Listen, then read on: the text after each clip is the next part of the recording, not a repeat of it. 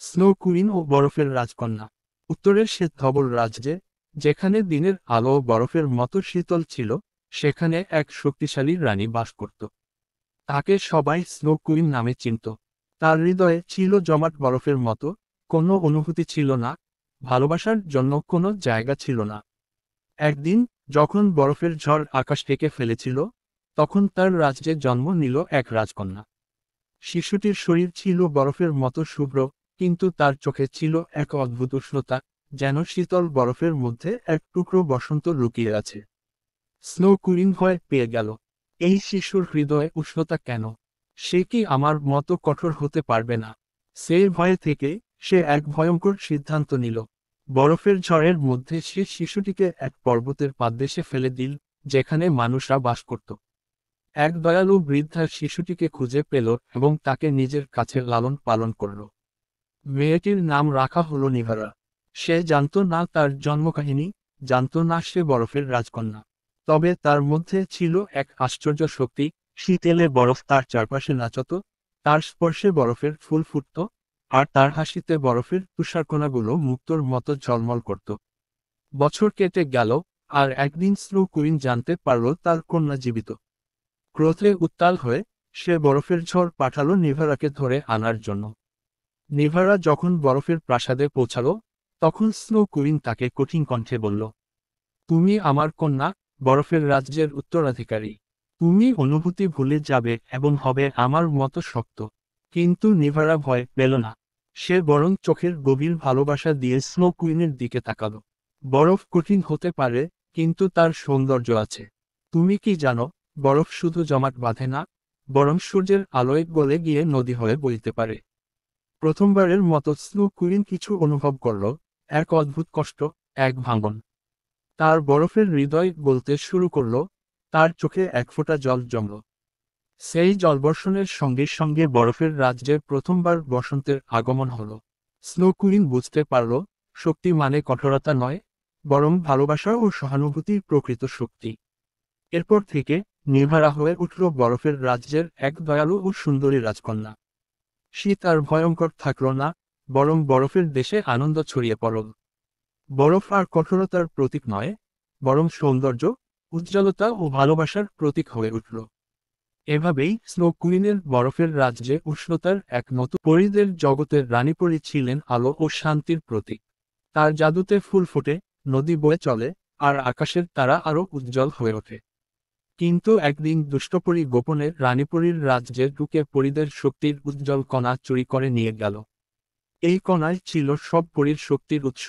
কণা হারিয়ে রাজ্য ধীরে ধীরে দুর্বল হয়ে পড়ল, ফুল শুকিয়ে গেল, নদী মলিন হয়ে উঠল, আর আকাশের তারা ম্লান হয়ে গেল। রানীপরী জানতেন, শক্তির কণা ছাড়া পরীদের রাজ্য টিকবে না। কিন্তু কণা কোথায়? এক রাতে, এক পুরনো ডালপালার নিচে বসে যখন তিনি ভাবছিলেন, হঠাৎ এক ক্ষীণ আলো জ্বলে উঠল। এক রহস্যময় পরী তার সামনে এসে বলল, রাজ্যকে বাঁচাতে চাইলে তোমাকে অন্ধকার গিরিখাত পার হতে হবে। কিন্তু মনে রেখো, শক্তি শুধু ফিরে পাওয়াই যথেষ্ট নয়, তাকে ধরে রাখার যোগ্যতাও থাকতে হয়। রানীপরী বুঝলেন, তাকে এক বিপজ্জনক অভিযানে যেতে হবে। একমাত্র তার প্রাচীন চন্দ্রদণ্ডের জাদু তাকে সাহায্য করতে পারে। তিনি সাহস নিয়ে গিরিখাদের দিকে রওনা হলেন। সেখানে পৌঁছাতেই শুরু হলো একের পর এক বিপদ। রহস্যময়ী ছায়া পথ রোধ করল, কিন্তু রানীপরী তার চন্দ্রদণ্ডের আলো ছড়িয়ে তাদের দূরে সরাল। ভয়ঙ্কর ছায়া পরী তাকে বিভ্রান্ত করার চেষ্টা করল, কিন্তু রানীপরী তার হৃদয়ের শক্তিতে এগিয়ে চললেন। শেষে এক বিশাল জাদুময় দরজা পেলেন, যার ওপারে লুকানো ছিল পরীদের শক্তির উজ্জ্বল কণা। রানীপরী দরজা খুলতেই দেখতে পেলেন দুষ্টপরী এক বিশাল জাদুর সিংহাসনে বসে আছেন। তার হাতে চকচক করছে পরীদের শক্তির উজ্জ্বল কণা। সিংহাসনের চারপাশে অন্ধকারের ঝড় বইছে, বাতাসে ভাসছে মিথ্যা প্রতিশ্রুতির ছায়া। তুমি দেরি করে ফেলেছ, রানীপরী। দুষ্টপরী ম্লান হাসিতে বলল, এখন আমার রাজত্ব শুরু হবে। এই কণার শক্তিতে আমি যা চাই তা তৈরি করতে পারি।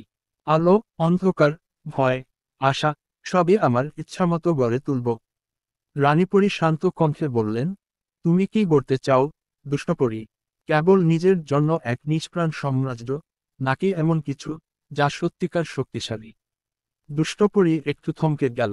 রানীপরি ধীরে ধীরে সামনে এগিয়ে এলেন। তুমি কি কখনো ভেবেছ কেন আমরা সবাই এই কণার শক্তির অংশ? কারণ প্রকৃত শক্তি ভাগ করে নেওয়াতেই।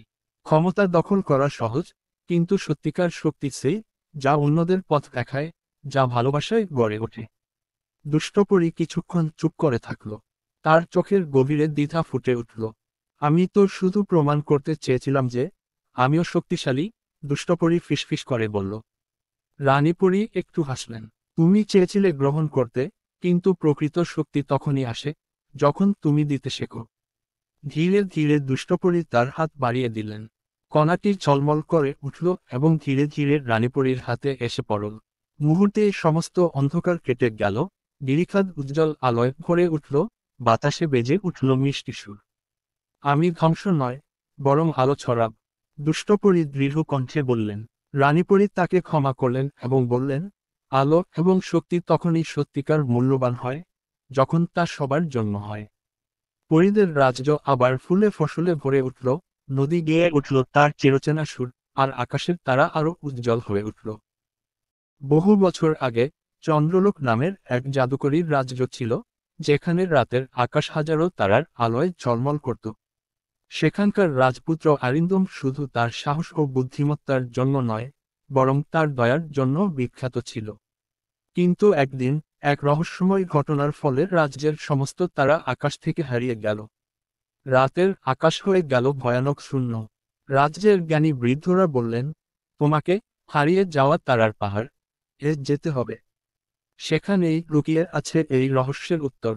আরিন্দম নিজের বিশ্বস্ত সাদা ঘোড়া চিত্রবাহনে চড়ে রওনা দিল। পথে সে এক পরিত্যক্ত মন্দির পেল, যেখানে এক বৃদ্ধ সন্ন্যাসী তাকে থামিয়ে বললেন, এই রহস্য খুব গভীর। যে তুমি দেখছ সব হয়তো সত্য নয়। পাহাড়ে পৌঁছানোর আগে আবছা নগর এ যেতে হবে, কারণ সব উত্তর সেখানেই লুকিয়ে। আরিন্দম কিছু না বুঝলেও বৃদ্ধের কথা শুনে আবছা নগরের দিকে রওনা দিল। নগরটি ছিল কুয়াশায় ঢাকা, আর সেখানে এক ছায়ামূর্তি তার পথ আটকাল। তুমি যদি তারাগুলো ফিরিয়ে আনতে চাও, তবে বলো, সবচেয়ে বড় সত্য কি? আরিন্দম একটু ভাবল, তারপর বলল, সবচেয়ে বড় সত্য হলো সবকিছু যা দেখা যায় তা সত্যি নাও হতে পারে। সঙ্গে সঙ্গে কুয়াশা মিলিয়ে গেল, আর আবছা নগরের এক গোপন দরজা খুলে গেল। দরজার ওপারে আরিন্দম যা দেখল, তাতে তার চোখ বিস্ময়ে বড় হয়ে গেল। সেখানে সে দেখল, তারাগুলো হারিয়ে যায়নি, বরং কাউকে লুকিয়ে রাখা হয়েছে। আর লুকিয়ে রাখা ব্যক্তি আর কেউ নয়, তার নিজের রাজ্যের জাদুকর। জাদুকর বলল, আমি জানতাম তুমি এসে যাবে। আমি তারাগুলো লুকিয়েছি কারণ রাজ্যকে বোঝাতে চেয়েছিলাম, আলোর সবসময় বাইরে থেকে আসে না, কখনো কখনো তা নিজের ভেতরেই খুঁজে নিতে হয়। আরিন্দম হেসে বলল, তাহলে আমার রাজ্যের মানুষকে আমি এক শিক্ষা দেব, আমরা যদি একসঙ্গে থাকি, তবে অন্ধকার কখনো স্থায়ী হতে পারে না। তারপর সে জাদুকরের দেয়া সোনালি চাবি দিয়ে আকাশের কপাট খুলে দিল, আর সব তারা একে একে ফিরে এলো। তারাগুলো ফিরে আসার পর চন্দ্রলোক আবার আগের মতো উজ্জ্বল হয়ে উঠল। রাজ্যের মানুষ আনন্দে উৎসব করল, আর রাজা গর্বিত হয়ে বললেন, আরিন্দম, তুমি শুধু আমাদের তারাগুলোই ফেরাওনি, আমাদের বিশ্বাসও ফিরিয়ে এনেছ। কিন্তু রাজপুত্রের মনে তখনও এক প্রশ্ন ঘুরছিল, জাদুকর ঠিক কি বলতে চেয়েছিল। রাতে যখন সবাই ঘুমিয়ে পড়েছিল, আরিন্দম চুপচাপ রাজ্যের প্রাচীন গ্রন্থাগারে গেল। সেখানে সে পুরনো পাণ্ডুলিপিগুলো খুলে দেখল। একটি পুরনো গ্রন্থে লেখা ছিল, এই রাজ্যের প্রথম রাজা ছিলেন এক মহান জাদুকর, যিনি তার ক্ষমতা ত্যাগ করে সাধারণ মানুষের মতো রাজ্য শাসন করেছিলেন। কিন্তু তার হারানো শক্তি একদিন ফিরে আসবে, যখন প্রকৃত উত্তরাধিকারী তা খুঁজে পাবে। আরিন্দম বিস্ময়ে দেখল, সেই জাদুকরের নাম ছিল অরুন্ধতী, যা তার নিজের মায়ের নাম। রাজপ্রাসাদে ফিরে গিয়ে সে তার মাকে জিজ্ঞাসা করল, মা, তুমি কি এই অরুন্ধতী জাদুকরকে চিনতে?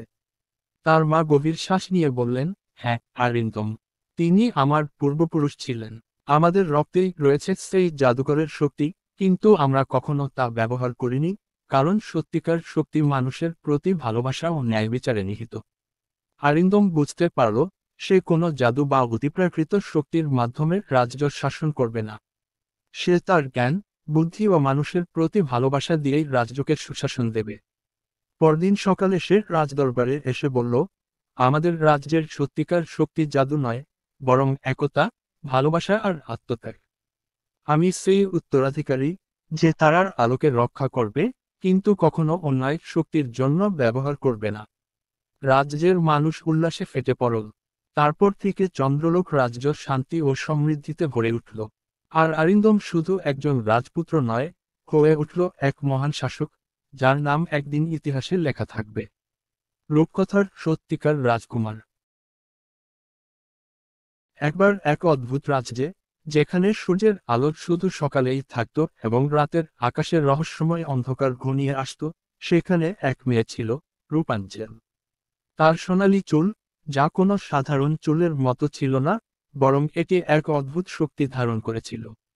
সারা রাজ্য জানত যে তার চুলের মধ্যে লুকানো ছিল এক মহাশক্তি, যা রাজ্যকে রক্ষা করতে পারবে। কিন্তু কেউ জানত না সেই শক্তির উৎস কোথায় এবং কেন তা এত গুরুত্বপূর্ণ ছিল। অনেক বছর আগে রাজ্যটি একটি বিশাল দুর্ভিক্ষ ও অন্ধকারের মধ্যে পড়েছিল। রাজ্যের এক ভবিষ্যৎবাণীকারী বলেছিলেন, যে মেয়ে সোনালী চুলের অধিকারী, তার মধ্যে এমন এক শক্তি রয়েছে যা এই অন্ধকার দূর করতে পারে।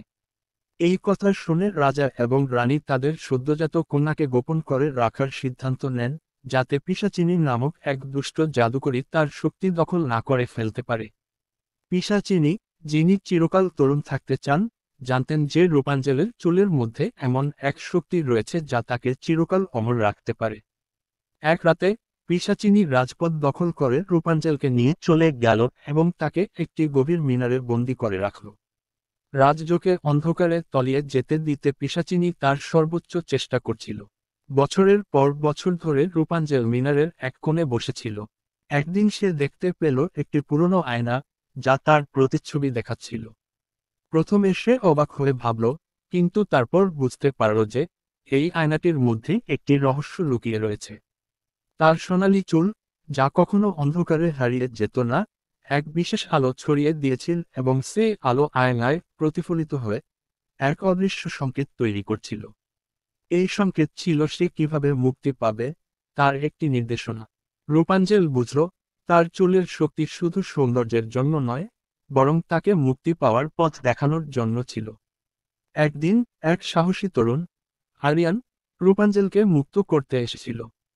সে জানত রাজযোগকে বাঁচাতে রূপাঞ্জলকেই উদ্ধার করতে হবে। যখন আরিয়ান মিনারের কাছে পৌঁছল, সে দেখল এক অদ্ভুত ঘটনা।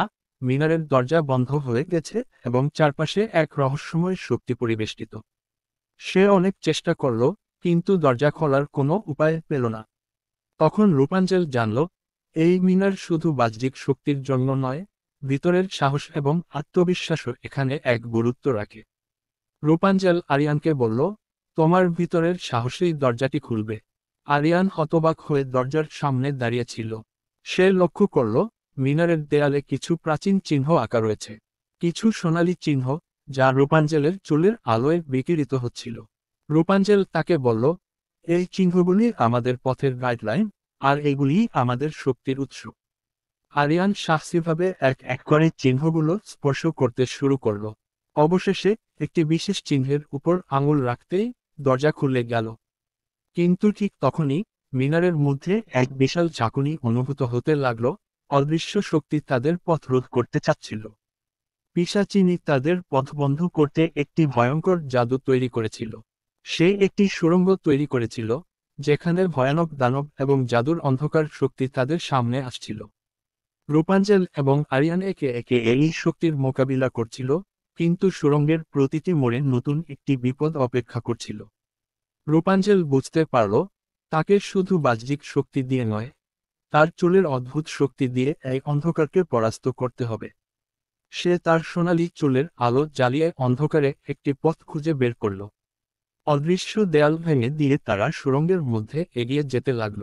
শেষে তারা পিশাচিনীর দুর্গে পৌঁছল, যেখানে পিশাচিনী তাদের জন্য এক ভয়ঙ্কর আক্রমণ প্রস্তুত করেছিল। পিশাচিনী হাসতে হাসতে বলল, তোমরা কি মনে করো এই শক্তি দিয়ে আমাকে পরাস্ত করতে পারবে? তবে রূপাঞ্জল জানত, তার চুলের সোনালী আলো এবং সাহসিকতা একে অপরের সঙ্গে জড়িয়ে রয়েছে। সে তার চুলের শক্তি ব্যবহার করে পিশাচিনীর সমস্ত অন্ধকার শক্তি পরাস্ত করল। এক বিশাল আলোর বিস্ফোরণ ঘটে, পিশাচিনী পরাজিত হয়ে গেল এবং রাজ্য থেকে অন্ধকারের শক্তি বিদায় নিল। রূপাঞ্জল রাজ্যে ফিরে গিয়ে সবাইকে জানালো, তার চুলের সোনালি আলো, সাহস এবং আত্মবিশ্বাসী ছিল রাজ্যের অভিশাপ মুক্তির আসল রহস্য। রাজ্যের মানুষ আবার নতুন করে আশার আলো দেখতে পেল। রাজ্যটি এখন শান্তি এবং সমৃদ্ধির পথে এগিয়ে চলেছিল। রূপাঞ্জল জানত, রাজ্য শুধু বাহ্যিকভাবে নয়, মনের ভেতর থেকে পরিবর্তন পেতে হবে। সে রাজ্যকে ভালোবাসল এবং তার শক্তি ব্যবহার করে শারীরিক এবং মানসিকভাবে সকলকে অভিশাপ থেকে মুক্ত করল। রাজ্য এখন এক নতুন সূর্যের আলোয় উদ্ভাসিত হয়ে উঠল। এভাবেই রূপাঞ্জল তার সাহস এবং আত্মবিশ্বাস দিয়ে রাজ্যকে মুক্ত করল এবং একটি নতুন যুগের সূচনা ঘটাল।